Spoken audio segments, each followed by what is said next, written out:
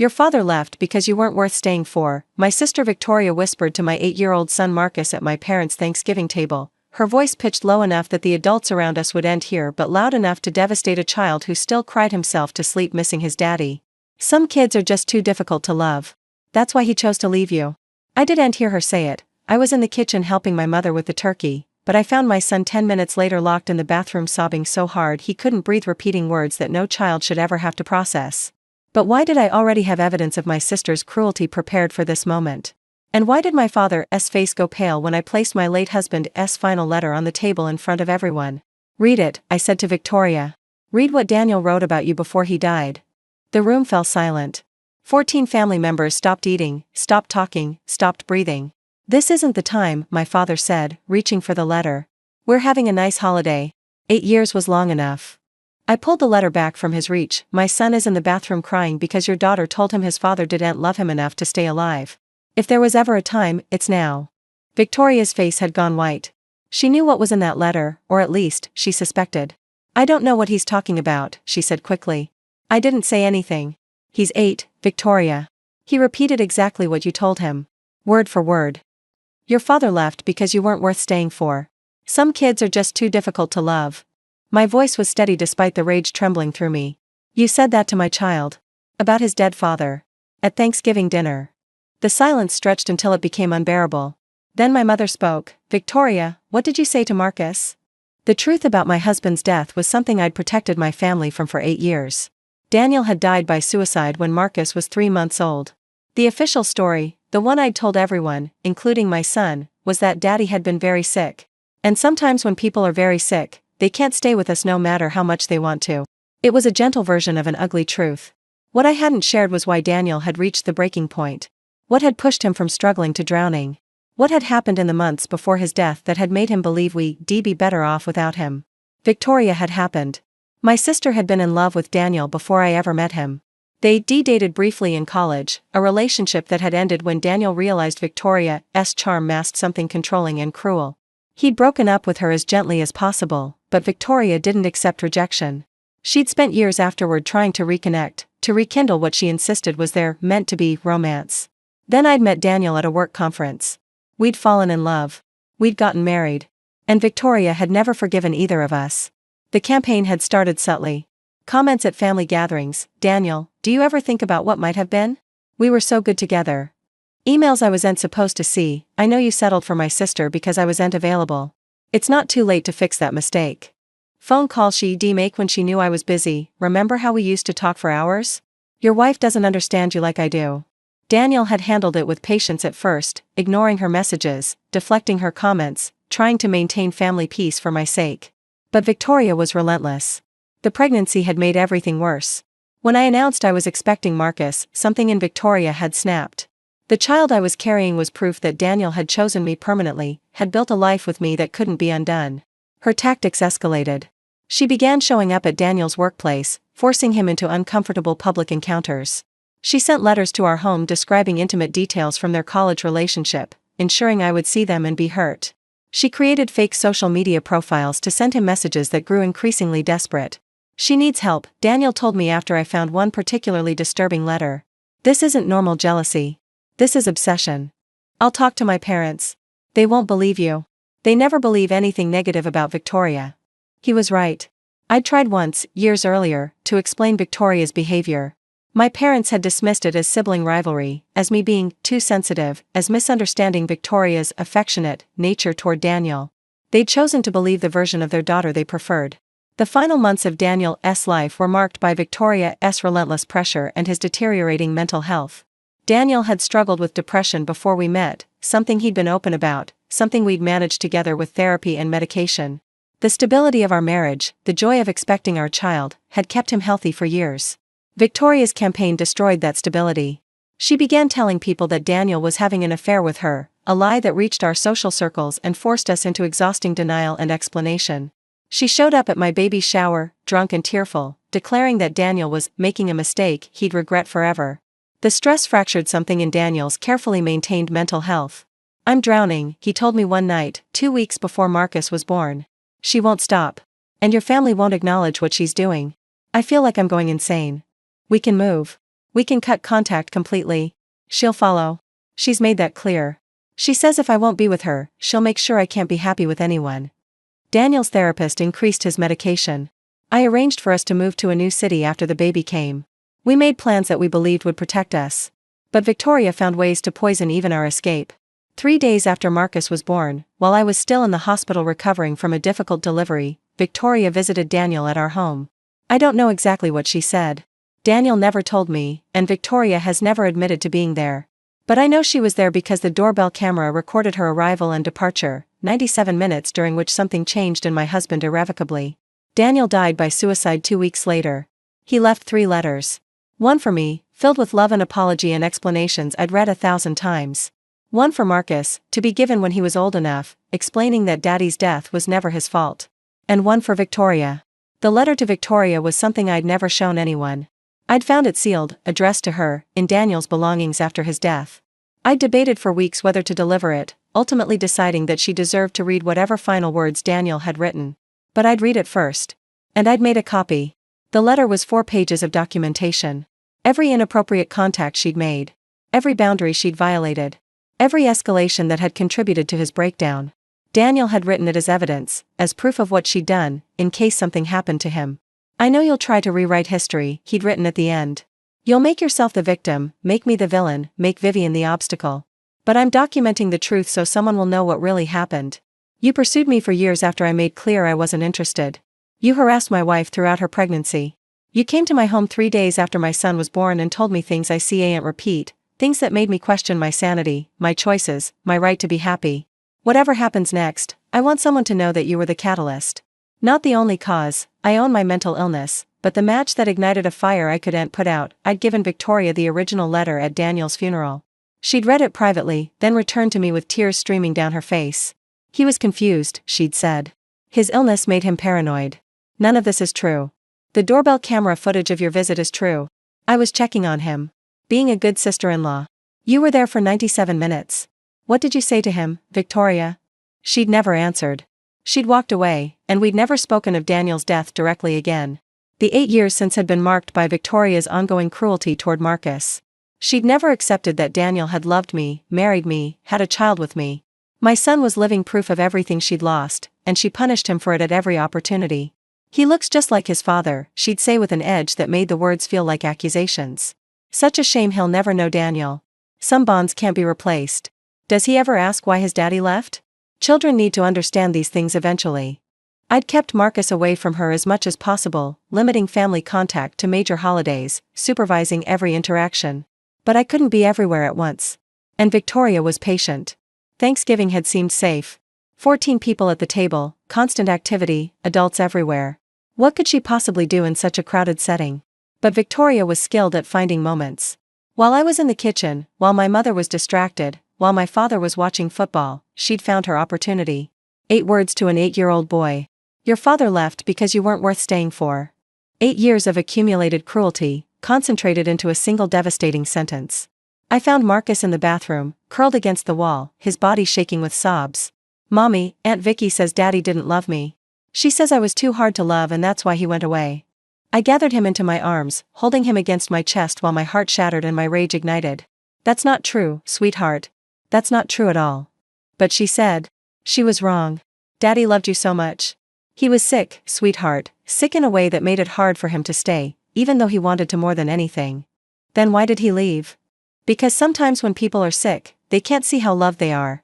It wasn't about you. It was never about you. I held him until his sobs slowed, until his breathing steadied, until he could look at me with red-rimmed eyes and the desperate need to believe what I was telling him. I have something to show you, I said. Something Daddy wrote.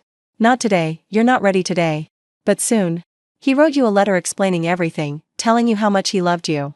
Would you like to read it when you're feeling better? He nodded. Then that's what we'll do.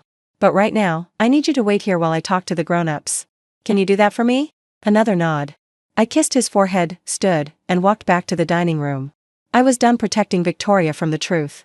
The letter I placed on the table was my copy of Daniel's final words to Victoria. 14 family members watched as I smoothed the pages in front of my sister. Read it out loud, I said. Vivian, this isn't appropriate, my mother started. Your daughter just told my 8-year-old son that his father died because he wasn't worth loving.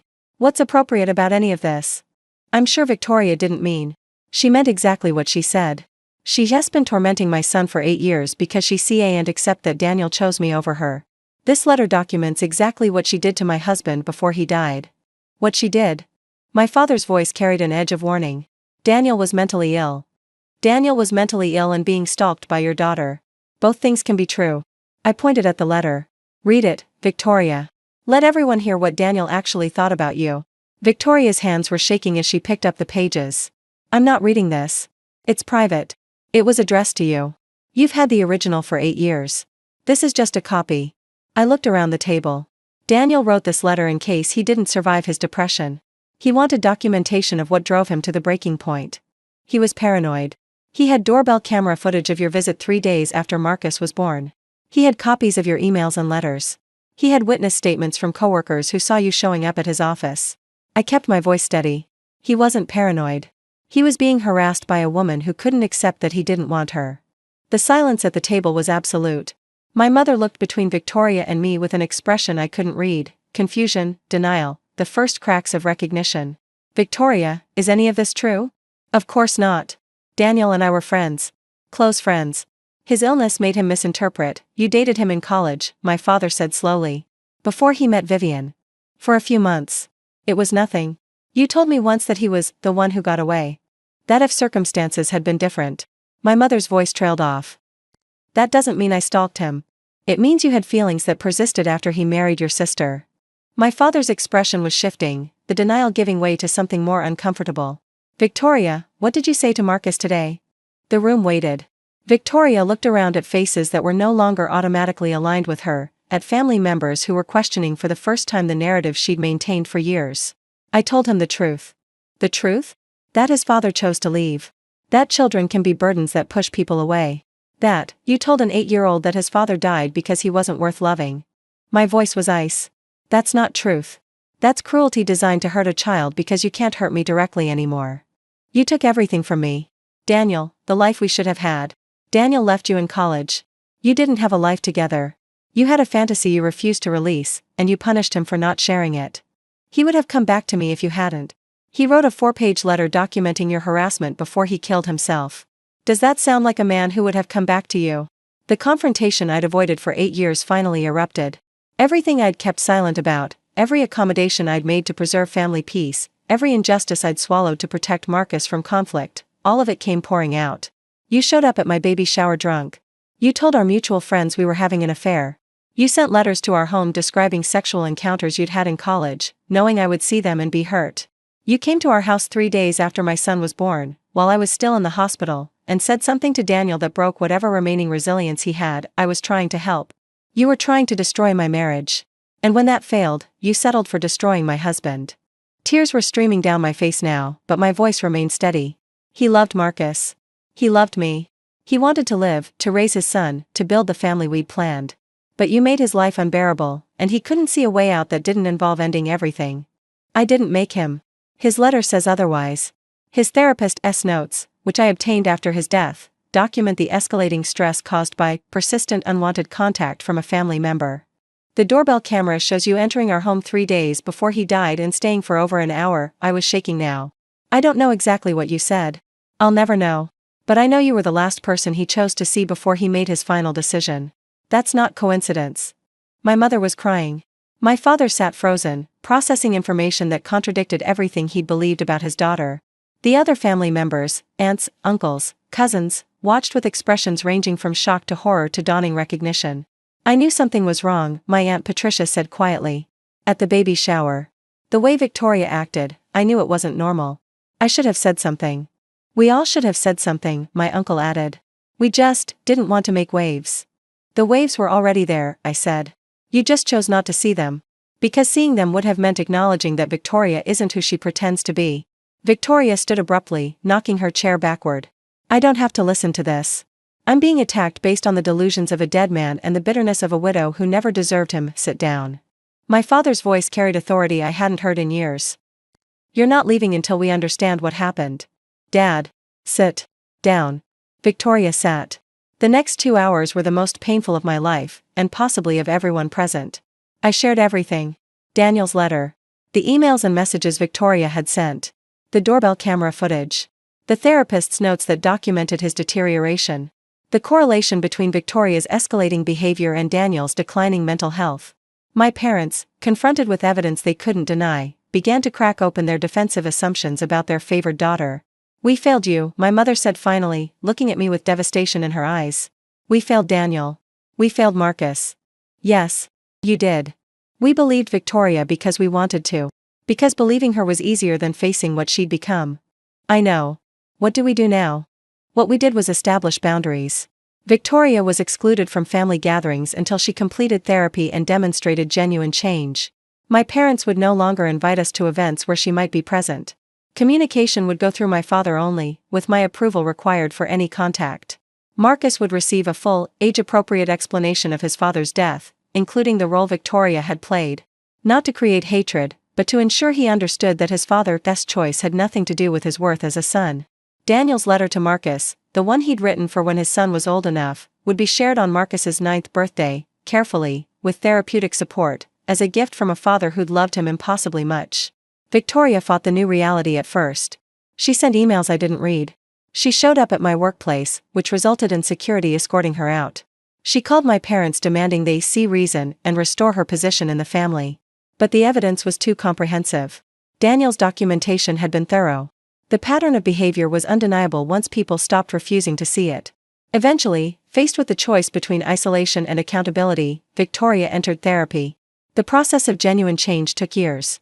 Victoria's first attempts at apology were defensive, focused on her own pain rather than the damage she'd caused. Her therapist helped her understand why these attempts were inadequate. Gradually, painfully, something shifted. "I've spent my whole life believing I was owed things that weren't mine," she told me during one supervised conversation, 3 years after the Thanksgiving confrontation. "Daniel, success, my parents' approval, I thought wanting them was the same as deserving them. And now? Now I understand that what I did to Daniel, to you, to Marcus, it was abuse. I was so focused on what I'd lost that I tried to destroy what you had. And when I couldn't destroy it, I tried to hurt the only remaining evidence that it ever existed. Marcus. Marcus." She was crying real tears, not the performative ones I'd seen for years. "I told an 8-year-old that his father didn't love him. Because I couldn't accept that his father loved someone who wasn't me." "That's accurate. I'm sorry. I know that doesn't fix anything. But I'm sorry." The apology wasn't enough to rebuild our relationship. Some damages can't be repaired by words alone. Victoria's cruelty toward Marcus, her role in Daniel's death, the years of harassment that had stolen my husband from me, none of it could be undone by acknowledgement. But the apology was enough to release me from carrying the burden of her accountability. She owned what she'd done now. The family understood. The truth had finally emerged after 8 years of being suppressed. I could focus on Marcus, on healing, on building a life without the constant weight of Victoria's presence. Marcus is 16 now. He's read his father's letter dozens of times. He understands, as much as any teenager can, the complexity of mental illness and the contributing factors that had overwhelmed Daniel's ability to cope. "Dad wasn't weak," he told me recently. "He was fighting something that got too big to fight alone." That's exactly right. And Aunt Victoria made it bigger. Yes. But she didn't make him pull the trigger. That was the illness. Also yes. Both things can be true. I'm glad you told me everything.